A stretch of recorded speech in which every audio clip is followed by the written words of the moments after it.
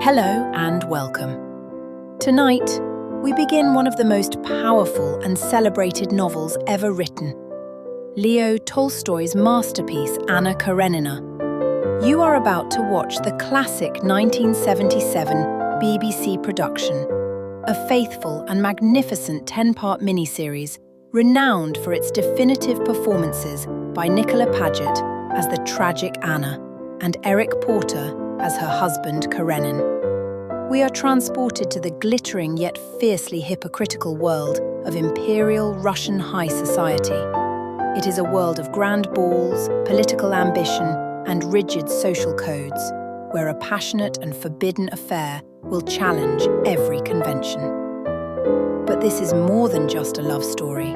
It is Tolstoy's profound exploration of faith, family, jealousy, and the devastating consequences of one woman's desperate search for a life of authentic feeling. I do hope you enjoy this landmark production. If you appreciate finding these classic dramas here, please take a moment to like this video and subscribe to the channel for more. And now settle in and enjoy part 1 of Anna Karenina.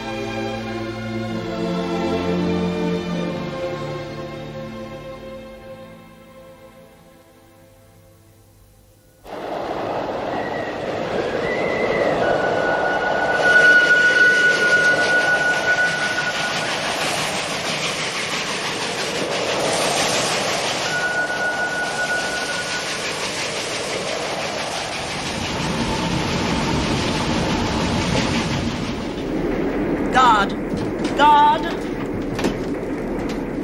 Can I help you? I believe Madame Karenina is on the train. Do you know where she is? Fourth compartment down.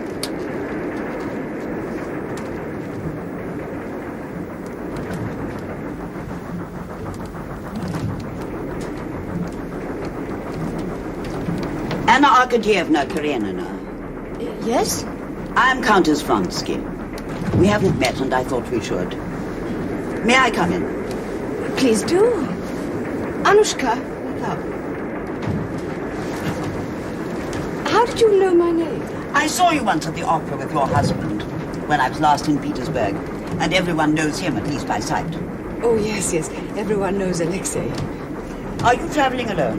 To Moscow, yes. A short visit only. May we travel together? I should enjoy that. Anushka will fetch your things. Just a small traveling case. You'll find my maid Denka 4 doors along that way. You and she can share my compartment. A short visit, you said. Where shall you stay? With my brother, Prince Oblonsky. Ah, yes. Now, did he not marry one of the Shabbatsky girls? Yes, the eldest, Dolly. I remember. And your brother... Nikolai, I believe. No, Countess, Stepan. But in the family we call him Stephen. Do you? Then you're on intimate, friendly terms. Steva is on friendly terms with the whole world. And the whole world loves Steva. Dolly, I have to talk to you. I simply have to talk to you. How dare you come near me? I must.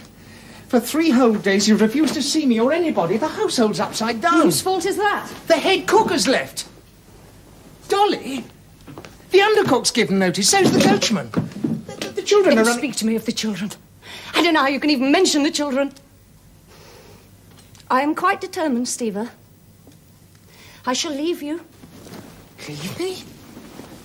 But the children... I keep trying to think how to save them, but I'm not sure how to save them. Whether to take them away from their father or leave them with a father who is dissolute. Dolly. Yes, dissolute. Do you suppose it is possible for us to live together after what has happened? Is it possible when my husband, the father of my children, has an affair with his children's governess? A French governess? That's all over, Dolly. Is it? Yes. What can I do? What can I do? You never loved me. You have no heart, no honor. You are detestable, disgusting. A stranger to me. Perfect stranger.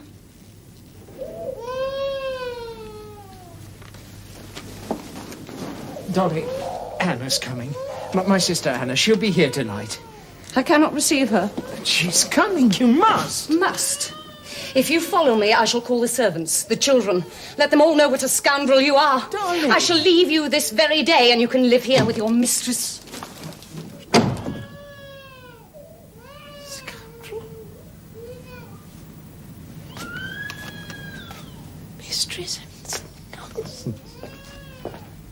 She was just...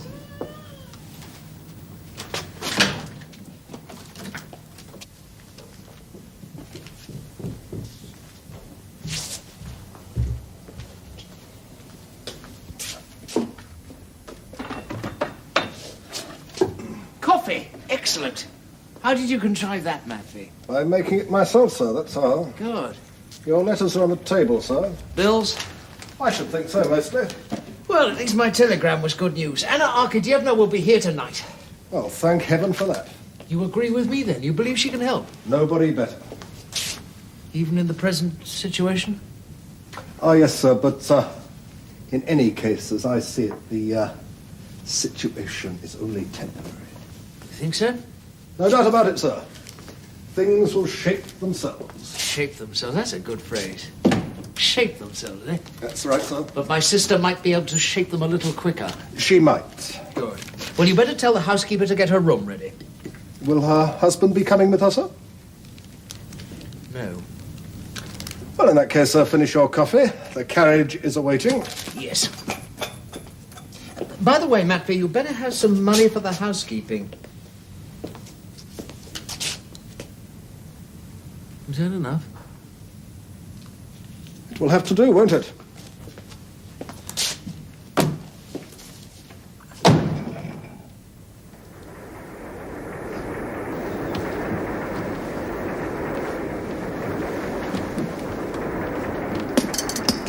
Is that a muff warmer? May I see? Of course. Still warm after all this time. Where did you find it? A Petersburg dealer brought it from England. My husband saw it and bought it for me. From England. How does it work? May I show you? Now, you see, inside there is a cylinder of something or other. Charcoal. I don't think so. Something more complicated. At all events, you put one of the cylinders in here. It's wrapped in paper. Then you put a match to this end, and presto, it burns slowly for about 3 hours. Then it cannot possibly be charcoal. But you must be careful to close it up, so will you make it burnt? Well. And did your husband bring you some replacements of the cylinder? Enough for 6 Russian winters. A sensible, provident man. I always heard that he was. Oh, yes. He is. And considerate, too, to make you so comfortable. Yes, he's considerate, too. And you have children, I hope so. Indeed, yes, I have a son. My little Seryoja. A son, that's good. How old is he? Nearly 8. 8 years old. I envy you. My sons are all over 30. The eldest pretends to be 37, but naturally I won't accept that. So you've been married quite a long time. Almost 10 years. And have you any other children? Girls, perhaps? No countess, no girls. There's only Seryoja.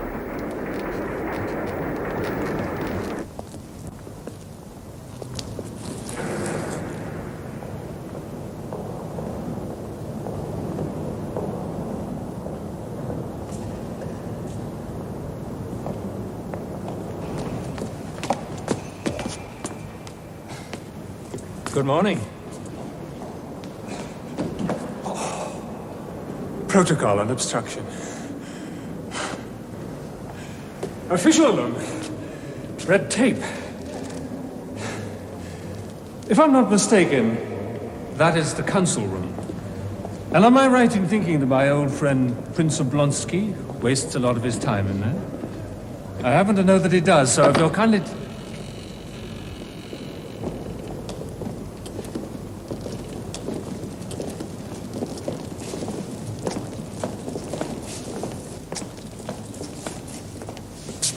Well, gentlemen, we'll meet again after luncheon.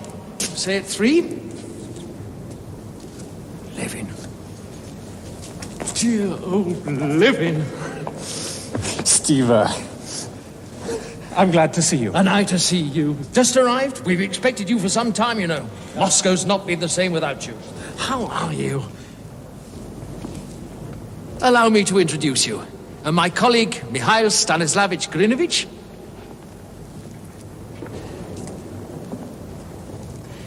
And this is my dear friend, Konstantin Dmitrievich Levin. Delighted. I must tell you, Levin is one of the new order. Athlete, cattle breeder, sportsman, an active member of the Zemstvo, and brother to Sergei Ivanovich Kuznichev, the famous author. Half-brother. I have the honor of his acquaintance. As for the Zemstvo, I resigned. Already? Why? Because they do nothing, and they can do nothing. Petty local council pretending to be a parliament. Parliament! It's a joke. A joke? But you're not laughing. Oh, new phase we're in. Conservative this time. I should have guessed. European clothes. I thought you were never going to wear them again. Must be a good reason. I want to talk to you. Yes, of course.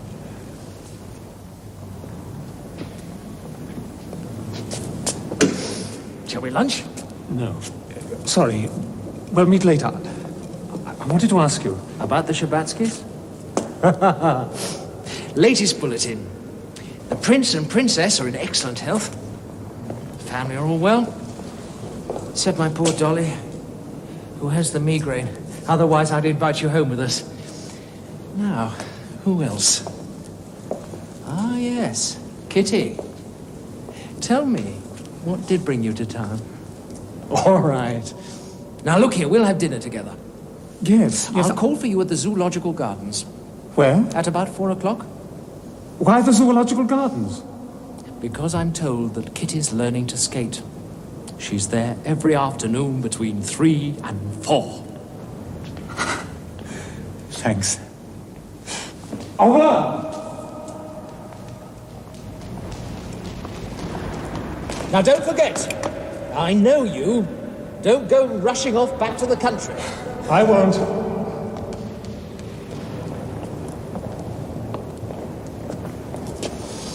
That is a very energetic young man. Yes, and lucky too. 6,000 acres in the Karzinski district, and all his life before him.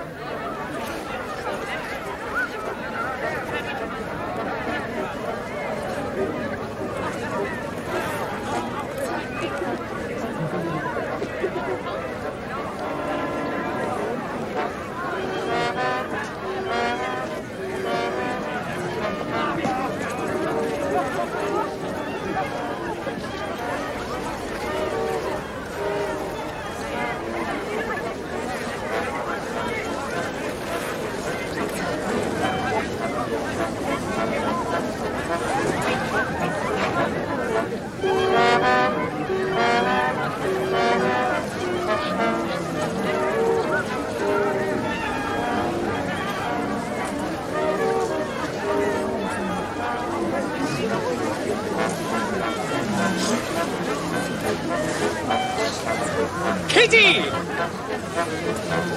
Kitty! Kostya!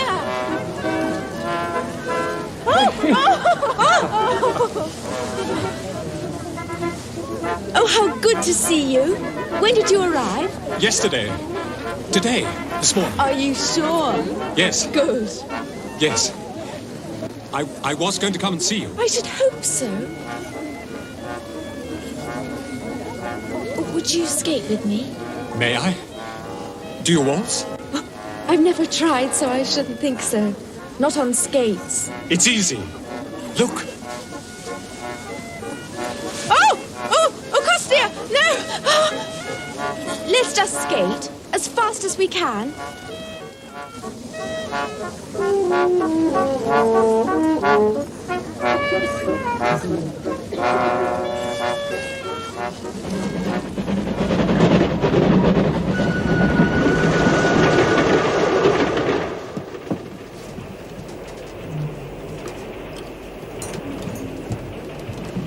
Denke, you're in the way. Now sit down, Anna Arkadyevna, and have something to eat. But, Countess, in half an hour we stop at Karenina. Are we not dining there? Yes, but I thought a touch of something now. Denke, some caviar for Anna Arkadyevna. Oh, thank you, a little. With vodka, or would you prefer wine? Wine, please. Good, I agree. Vodka's too strong for ladies. Denke, the wine.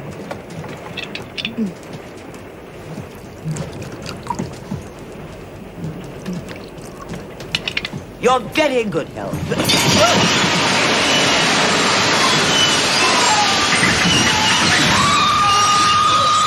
Stupid creature! Get up at once. Go and fetch a brush. Fetch something. Go on. I wonder what could have happened. Perhaps we hit a cow. A cow? On the Petersburg Railroad, yeah. I see nothing to laugh at. I'm sorry, but Denke, you must admit, Denke was very funny. And after all, we're not hurt. I wonder where we are. I can see only a few lights. Not Karenina, then. Oh, guard! Guard, what happened? Where are we? We're just outside Lignosh. As to what happened, well, if the passengers will let me, I'm going to find out. I'm Countess Vronsky, and I demand to know. This train is full of countesses, all demanding to know. Excuse me. Really, I shall report him. The man must be drunk. Oh, I don't think so. Just cross because the train stopped without his official permission. Such a fuss about nothing.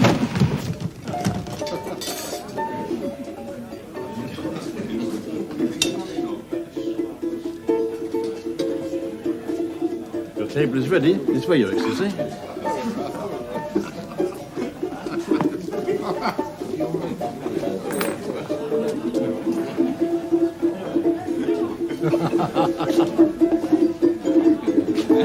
Is something troubling you? No way, all this. All this makes me feel uncomfortable. I find it monstrous. It's like the fingernails of your colleague Grinovich. Yes, I saw how they intrigued you. Why? Look at it from the countryman's point of view. We use our hands. We cut our nails, we roll up our sleeves. And we demonstrate the reverse. Grinovich is only proving to the world that he works with his brain. It's decadent. And another thing, in the country we eat our food as simply and as fast as we can. Here it takes 2 hours. A primitive life, eh? But the whole aim of civilization is to make everything, a source of enjoyment. I'd rather be a savage. You are one. All the Levins are savages. Oysters, you see. Don't you like them? Of course. Then eat up.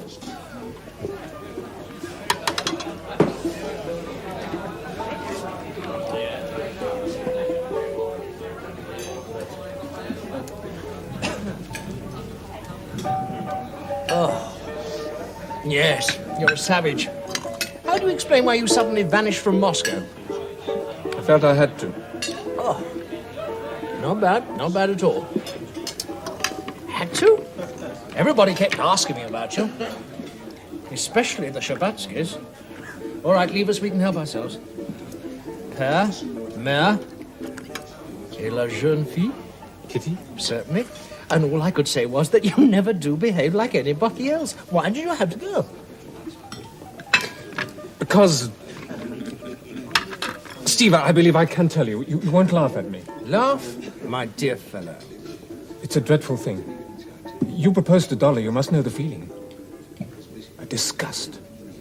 A hatred of all one's past life. A knowledge of sin. Sordid encounters, filthy, without love. Just animal satisfaction. It's without love, Steve, that's the point, without love. But look here... To think of offering myself in marriage, defiled as I am. To this young girl. I couldn't do it. So that's why you went away. Compared to most men, you can't have much on your conscience. Sometimes I curse the day I was born. But you came back. Yes. To propose marriage. God help me. Defiled as you are. Don't laugh, Steva. I came back because of a prayer. A what? It's all right, I'm no more orthodox than you, but it's a prayer I've always liked. It goes, pardon me, not according to my deserts, but according to thy loving kindness. Oh, she could forgive me on those terms. Well, on myself. Your idea of women. Now, I must tell you, Levy... Well, you needn't, I know. You think all women are the same. Well, not quite that, but... You couldn't think of no difference between good and bad women. There is none. None? Between Kitty and the vileness and rapacity of that? Not at all. She was young once, and innocent too, like Kitty. No, Steve. Oh, yes. And I'll tell you another thing. I know of no woman, however intelligent, however highly born, however chaste, who wouldn't be seduced if the temptation was strong enough. Well, I thought that. But you don't and never will? Never. Excellent. You are right for marriage. Ah.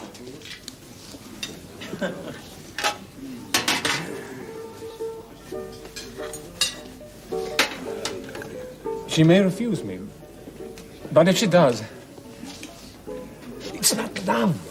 I've been in love, and this is not at all the same thing.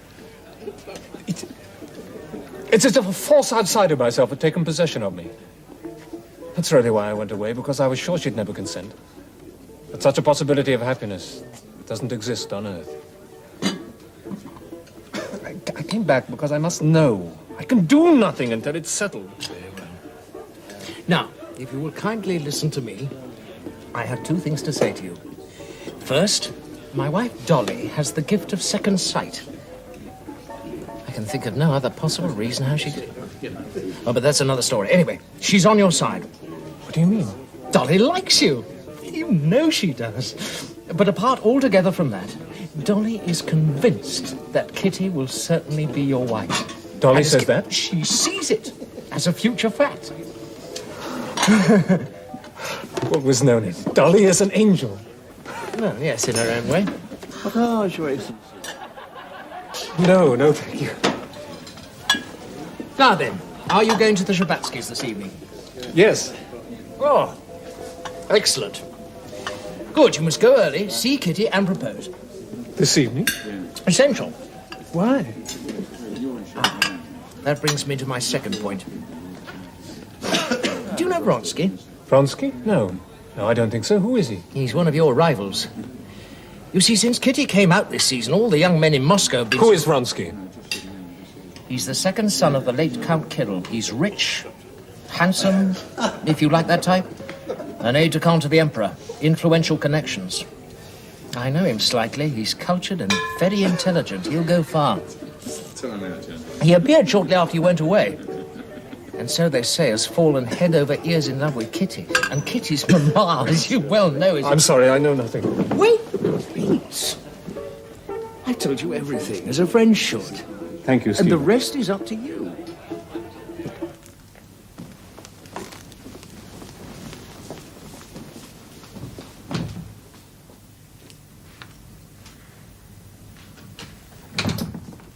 Konstantin Dmitrievich Levin. I seem to be the first guest to have arrived. Am I too early? No, Kostya, of course not. I'm glad. It's exactly what I'd hoped. To find you alone. Mama will be down in a minute. I think she's a little tired. Of course, one does get terribly tired. Oh, I don't mean that I am. I'm never tired, however much there is to be done. But you know all that Mama does. Kitty. When I said I didn't know how long I'd be here, I mean that it depended on you. I came for only one reason, Kitty. I came to ask you. Will you be my wife? Of course, dear. You're my beloved friend. friend of all my family. Ever since I was a little girl, I've trusted you and loved you. Kitty. But I cannot marry you. Kostya, please forgive me. No. No, it could not be.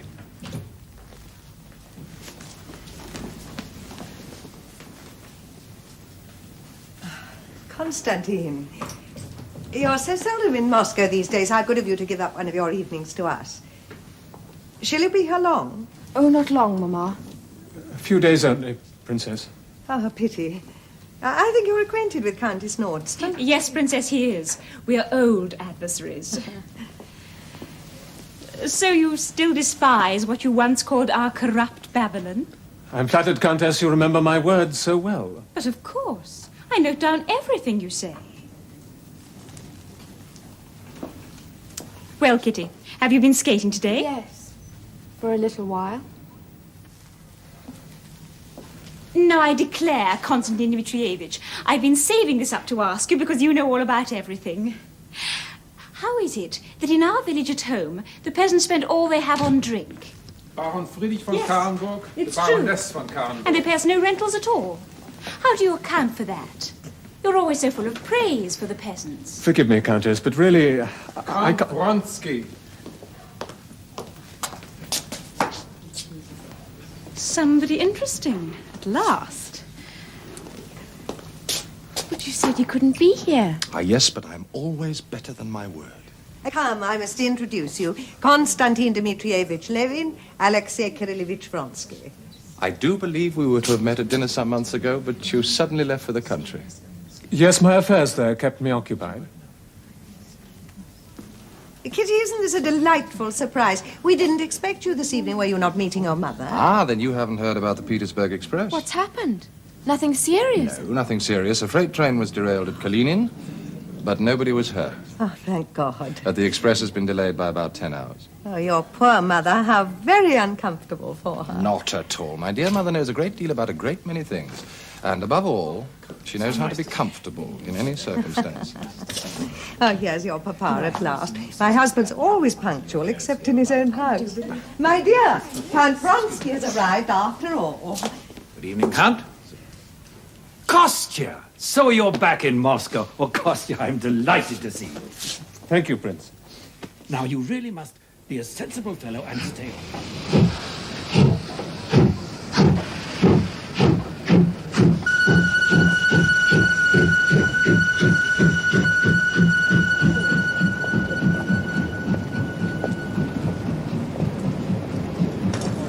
Go along.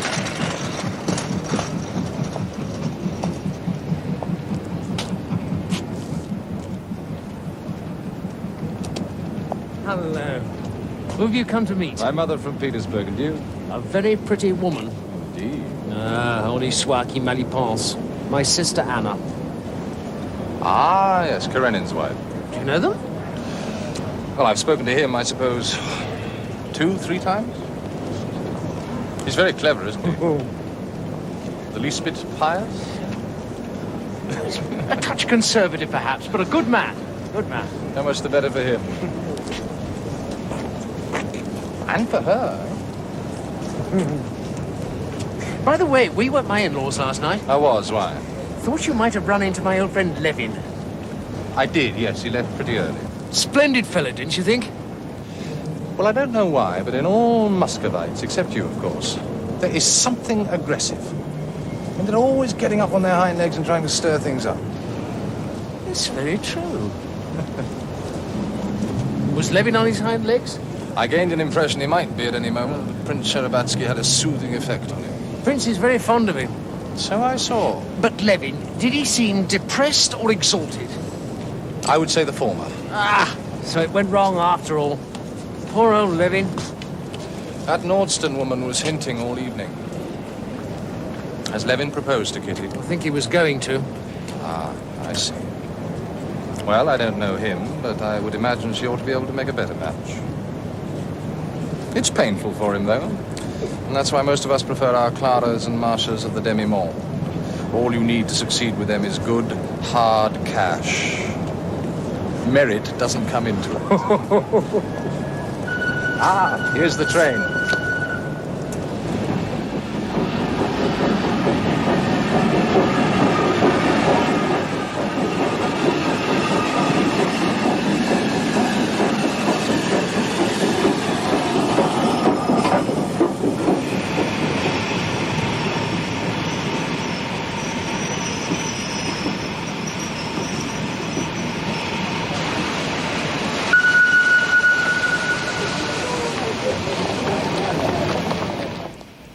Anushka, did you find a porter to collect the luggage? I'll go and see if my brother has arrived.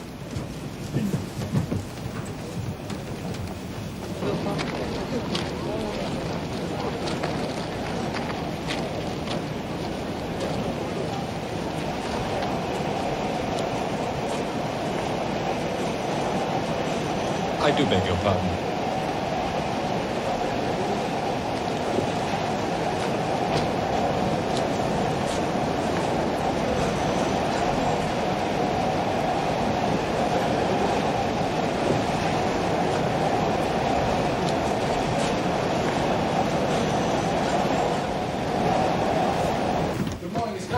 Compartment down, Your Excellency. Thank you. Mother. Alyosha. How are you? As usual, Mother. And you? Was the journey very tedious? Oh, infinitely long. But I had good company. I'm glad to hear that. Who was that? Karenina's wife. She tells me you've never met. There's still no sign of my brother. Oblonsky. He's here. We've just been talking. Excuse me, Madame, I should have known you. And I you. Your mother and I seem to have talked of nothing but our sons for the entire journey. That must have been very boring for you. Anna Arkadyevna has a little boy of 8. Indeed? And this is the first time they've been separated. So she frets. But you must learn not to. You cannot expect never to be apart. You're very kind. And I want to thank you so much for joining me. Here comes your brother now. Ah, at last. Goodbye, Countess. Run along. But give me a kiss first. I'm old enough to say what I think, and I've taken a great liking to you. Bye. Au revoir.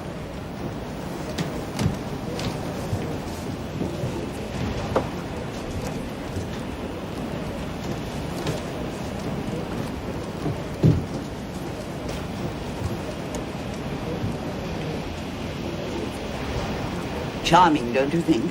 What? Yes. Package is all out, madam. Good. Now we can leave.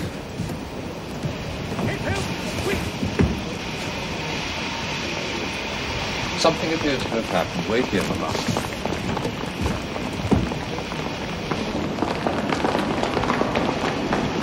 What is it, do you know? An accident of some sort, I believe. My brother's gone to find out. All right, all right. Stand back there. Keep back. You. Get down and give them a hand.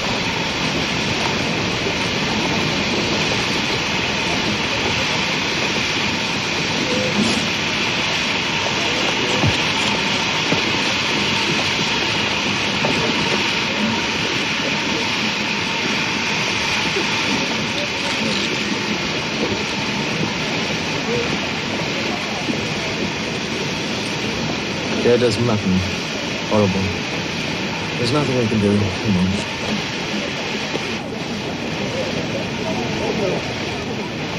Terrible death. No, I disagree. Instantaneous. That's the best way to go.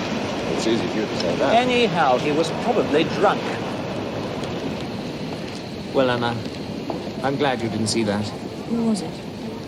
The guard of your train. Steve, He fell between the shunting locomotive and the guard's van as they came together like that. And his poor wife. 6 children, they say, and the breadwinner dead. God. Is there nothing one could do for her?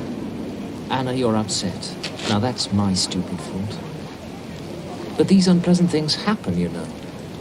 People die. Thousands of people in Russia every day. Oh, yes. And each death is a mortal tragedy for someone. Thousands are born too. Each birth is a joy. Dear Steva, the eternal optimist. Nonsense. Just a practical Madam way of Karenina. looking at things. Excuse me, I should go and attend my mother. But I must tell you something first. Usually my mother takes an instant dislike to any young and beautiful woman she happens to meet. The reason's quite simple. She herself once was young and much sought after. May I say I find you quite remarkable. Again, madame. Au revoir. Oblonsky, we'll meet again soon. Goodbye.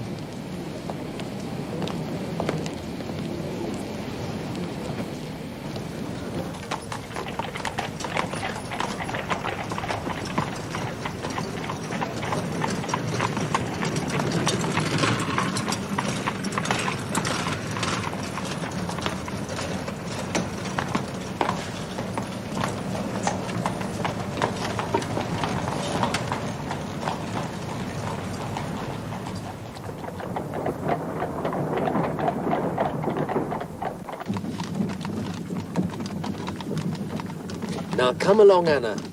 The man's dead. It's not the end of the world. No, Steva, not that. But I feel as if it were an omen. A bad omen. Nonsense. Stop brooding over what can't be helped. You never do that, do you? No. And neither should you. It was just a sudden shock. I couldn't help it. It's a feeling that for a person to be alive one moment, dead the next. It's an awful thing.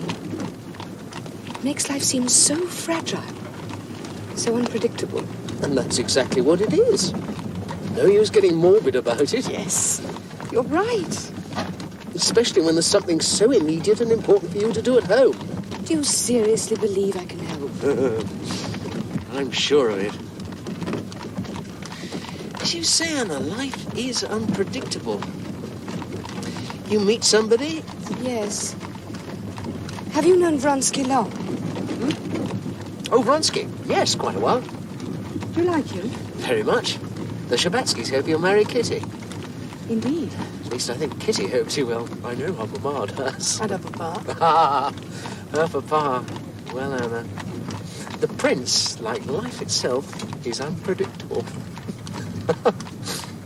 Have you no pride, no dignity? Do you want to bring your daughter to ruin and disgrace? Oh, for heaven's sake. What have I done? I tell you what. Idiotic, vulgar matchmaking, that's what. I can't think why Can't you? should- Must I spell it out for you? You have been doing your best to hook young Vronsky for Kitty, haven't you? But surely... If it isn't the talk of Moscow already, it soon will be. No, you listen to me. When you give a party, don't just ask possible suitors. Invite everyone, all the youngsters, have some music, let them dance, enjoy themselves. But what nauseates me is to see you chasing after that young popinjay from Petersburg. Chasing? Did you say... Well, what else? In any case, Levin is 1,000 times the better man. But I told you Levin has proposed and Kitty refused him. Yes, and whose fault is that? You have properly turned the girl's head. Oh, if you had your way, we'd never see Kitty married at all. We might as well go and live in the country. Might be better if we did. What? Oh, no, you just talk like that because you're vexed. Now, all that has happened is that a nice young man, a very nice young man, has fallen in love with Kitty. And she, I fancy... You fancy, yes, and you may well be right. But suppose the fellow has no intention of getting married. Well, why should you suppose any such thing? Because I've got eyes. I see one man with serious intentions, Levin, a man whom I like and respect, and I see another, a conceited puppy who is only amusing himself. You see nothing but your own prejudices. Maybe. But you will remember what I said when it's too late. Just as you did with our poor Dolly.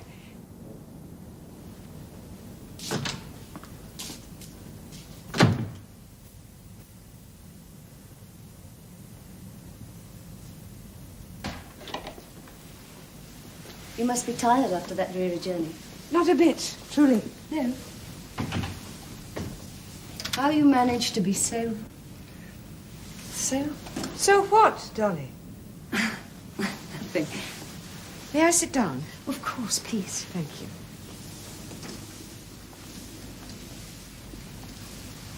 Steva has told me all about it. All? You mean his version? Of course. Impossible, isn't it? To believe that any woman could be so naive. But I was. So can you imagine what it was like to find out the truth? To be convinced of one's happiness and suddenly to discover a letter. A vile letter from his mistress, my children's governess. To learn that he could go on being my husband, and at the same time make love to her. That was horrifying, repulsive. You cannot possibly understand. Oh, but I do. I understand perfectly. Oh, Dolly. Listen.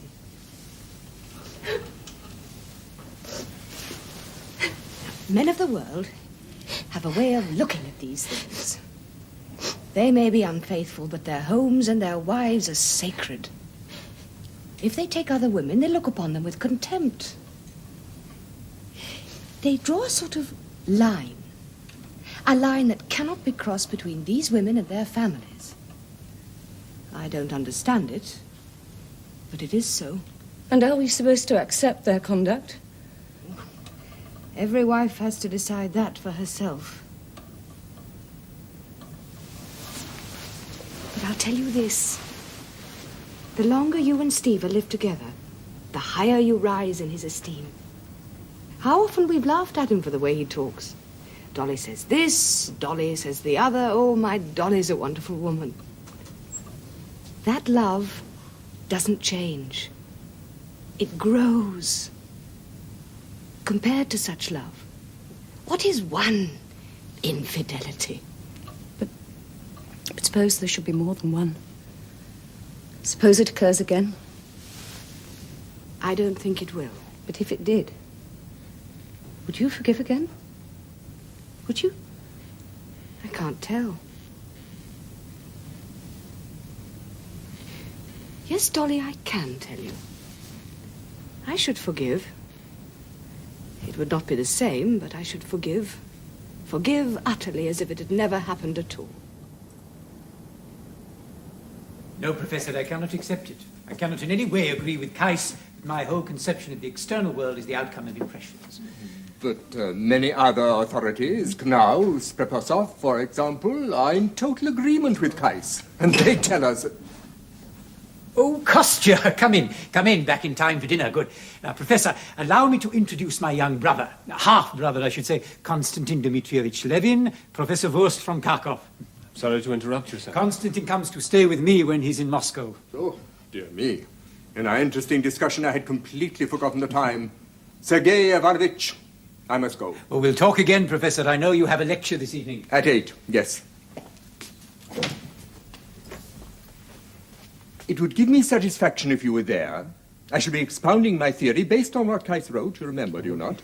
He has, of course, been called a fatalist, but, well, you must jump for yourself.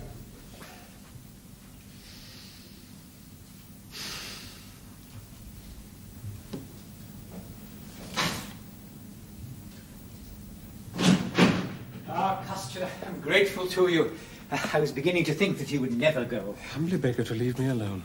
This is the only favor I ask of my amiable brothers. Nikolai Levin. It came today. I was going to show it to you, though I didn't want to. Where is he? In Moscow. Where? In a slum, living with a whore he took from a brothel. Sergei. It's true. Have you seen him? No. I shall have to... He's your brother. Does he have any money? Well, at least he's not in debt, as far as I know. There was an IOU which I paid. I sent it to him with the receipts for some other things which he owed, and this is what he returns. Can't help it. I know. He obviously wants to insult me. It's pathetic. I wish with all my heart that I could help him, but I know it can't be done. Sergei, you've done everything you could. I don't doubt it. But I shall go and see him. Well, if you must, go by all means, though I wouldn't advise it. Well, most probably I shall do no good, but I feel, especially now... It's another matter. Costume, if you mean that because your hopes for a successful and happy marriage... No. fail. At any rate, I'd rather not talk about it. It's just... I'm going back to the country. Probably for good. I shouldn't feel at ease if I hadn't tried. That I don't understand. You know what he did, and what he now is. Yes. A degraded, criminal drunkard. When this happens in a family, when the disgrace of it is brought home to one personally, well, for me it has been a lesson in humility. But as for doing more than I've already done... I've done nothing yet. If you go, he'll try and make mischief between you and me. Now, I'm not afraid of that. No more am I. But for your own sake, Kostya, I advise you, don't see him. I must. Anna, as soon as I heard you were coming, I arranged the invitation. I specially want you to come with us. That is kind of you, Kitty, but Oh, come now, Anna. You mustn't spoil Kitty's pleasure. I hardly think she needs my company for that. Oh, but I do. Jan, Kitty. No, thank you. When is the ball to be? Tomorrow night at the Bobrashevs. Now, do say you'll come. Of course she'll come. Anna always loved going to a ball. Oh, that was long ago. Nonsense. And you mustn't think that your trip here is only on business.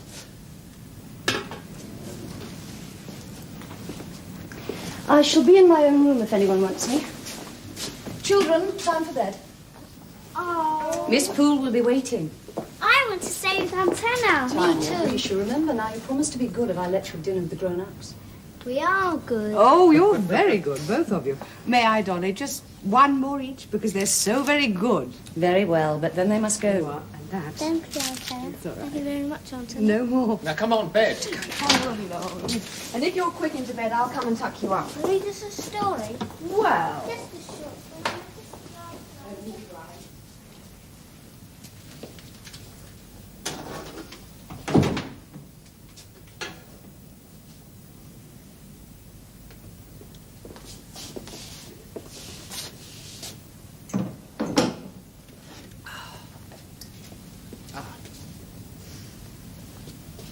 Have you met our new governess? Miss Poole? What's she like? Formidable. English. And very, very ugly. And a good thing, too. Steva, you should go to Dolly. You think so? I'm sure of it.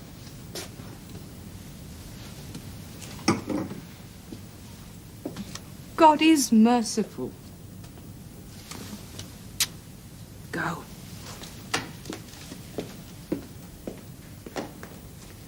Steva.